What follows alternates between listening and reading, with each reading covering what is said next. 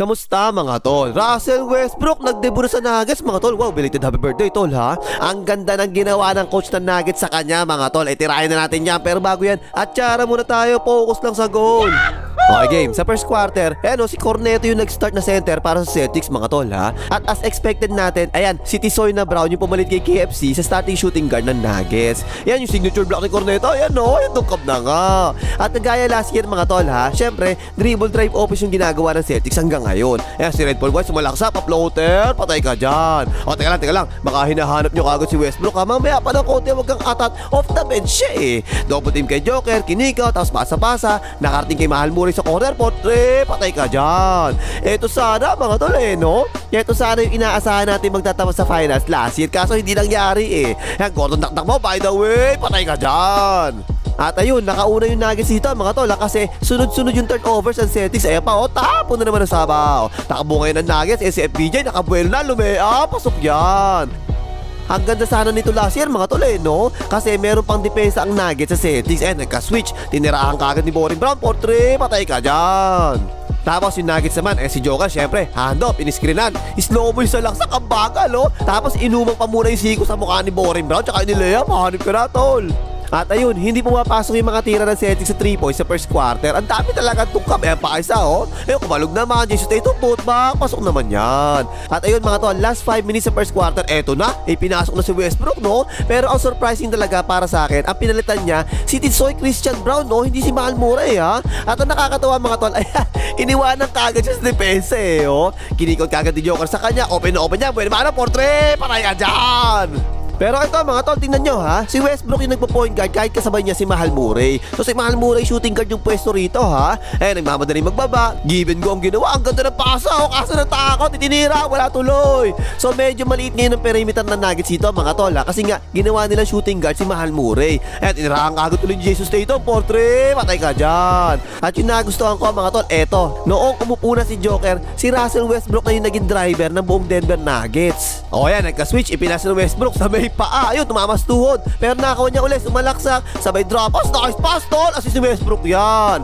Wala kang magagawa no? Kasama talaga yan sa laro ni Westbrook. Harabas siyang hype na yan Arriba, ganun yan diba? Tapos papasa ng alanganin, tapik na nga. Pero yung nagustuhan ko mga tol no, parang wala akong nakikitang limitasyon na binigay kay Westbrook ng coach ng Nuggets Parang sinabi niya, Westbrook, be yourself, dumiskarte ka, bahala ka sa buhay mo. Yan pa, nag-isolation pagkatapos mag-switch, lumiyap, naku po, gumulong palabas.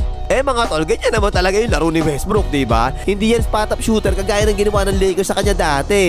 Dito sa Nuggets, ganyan, no? Drive and kick out, open to si Kangkarot, portrait, patay ka dyan. Harabas tayo si Westbrook, walang preno-preno yan Kaya tingnan mo, aagaw, nakakatuloy si Boring Brown. Dak.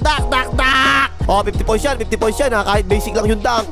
At ito pa yung isang bago, si Darius sa mayaman, mga tol, ginawa nga nila pamalit kay Joker, hindi power forward. Sa ilalim, isi 2 points na yan. Natapos na yung first quarter, 32-25, lamang pang Nuggets. Hoy, like mo ha, hoy, like mo, hoy, mag-like ka na.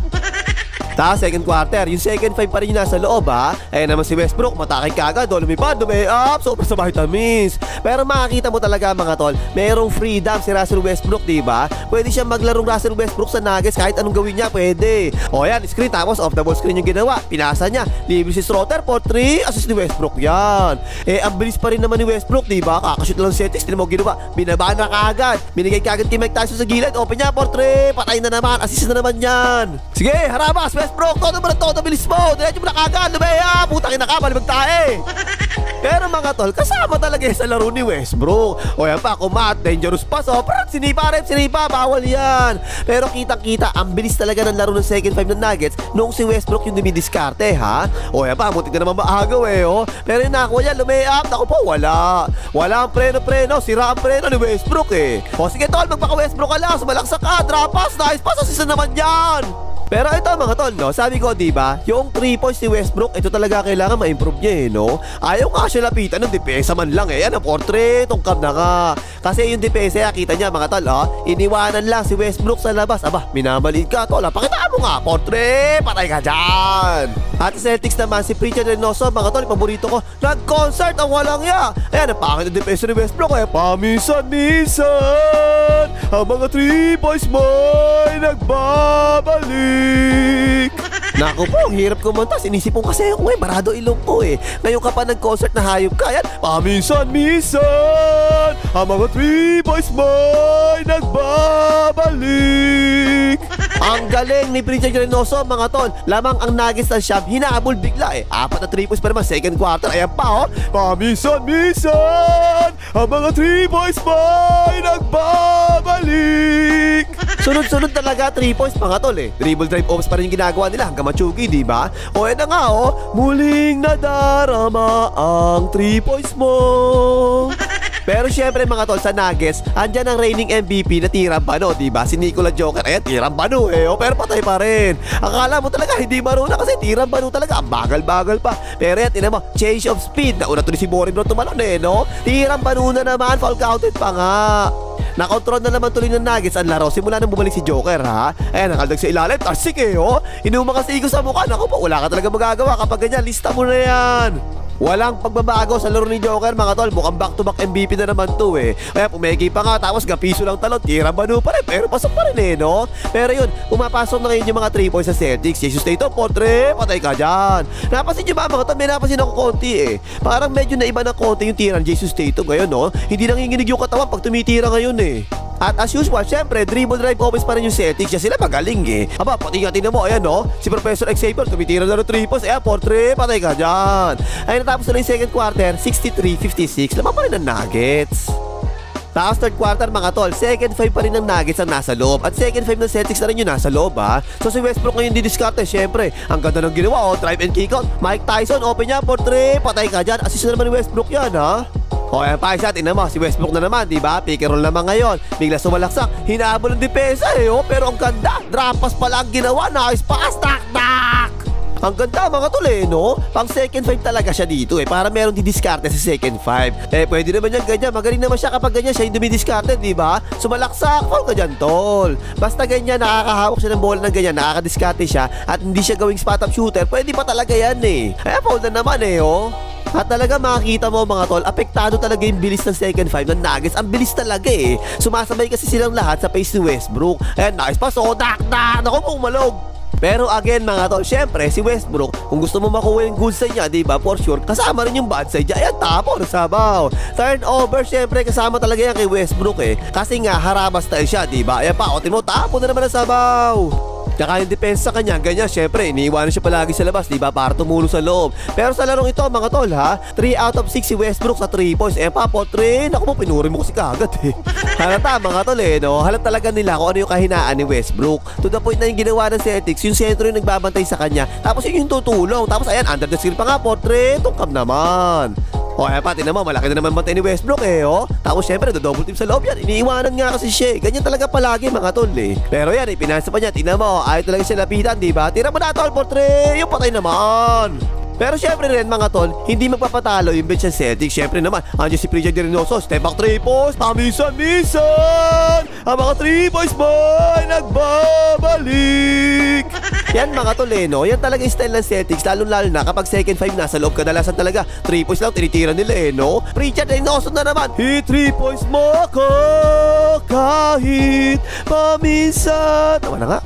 At saka syempre, ito, diba si Dougie Hauser MD, shooter sa 3 points yan Tigalawa silang 3 points si Prince Reynoso sa third quarter. Ayan patay ka dyan. Kaya ayun, 12 yun lamang ng Nuggets mga tol. Hinabol na naman ng Celtics. 4 na 3 points pa naman, binitawan nila yan. Dougie Hauser MD, 4-3 na naman, patay na naman. Kaya ayun, natapos sa third quarter, 80-79. Isa na lang ang lamang ng Nuggets. At nung fourth quarter na mga tol, wala na, puro bangko na yung pinasok. Di ko na kakilala ito mga to Huwag natin pakita yan. Ay panalo ng Celtics dito, nakahabol pa 107-103. So yun mga tol no? Si Westbrook sa larong ito 12 points, 3 out of 10 sa field goals, 3 out of 6 sa 3 points. Puro 3 points lang na shoot 3 out of 4 sa free throw, 4 rebounds, 8 assists at 2 turnovers sa 19 minutes sa loob. Para sa akin mga tol, magandang numero talaga yan lalo na kapag pamalit na player ka lang. Pero nagustuhan ko talaga dito mga tol. At sana magtuloy-tuloy yung ginawa ng coach ng Nuggets kay Westbrook. Kasi parang may green light talaga no? Parang sinabi niya, sige Westbrook, magpaka-Westbrook ka lang hanggat gusto mo. Gawin mo kung anong gusto mo sa loob, dumiskarte ka kung anong gusto mong gawin. Kasi kung hindi nyo naalala, yung Nuggets mga tol, meron talaga sistema yan. Lalo na kapag nasa loob si Joker, may mga plays talaga sila palagi, diba? Pero ang kadalasan nangyayari sa kanila, kapag naupo na si Joker, lumalaylay palagi yung second 5 nila. nila. Pero parang itong second 5 nila ngayon mga tol, ang bilis, ang sisipag. Nahahawa talaga silang lahat sa bilis ni Westbrook eh. So magandang pagbabago talaga yun para sa Nuggets mga tol ha. Syempre sabi ko nga kanina diba, kasama doon yung mga turnovers tsaka yung mga mintes ni Westbrook. Kasi nga harabas yan eh, pero okay lang yan. Lahat naman ng players nagkakamali eh. Basta ang importanteng ginawa ng coach niya rito, inilagay siya kung saan siya komportable diba. Kaya pwede siya mag-expect na magdi-deliver talaga si Westbrook para sa kanya. At yun naman talaga ang tama mga tol eh no. Huwag niyong gagayahin yung Lakers ha, ginawang spot-up shooter si Westbrook. Eh hindi naman spot-up shooter yan, diba? Tapos sisisi niya pag natalo, pero pag panalo, dun sa isa palagi yung credit nyo. Okay na panghimagas, mag-like kayo, mga hitar ng matanda.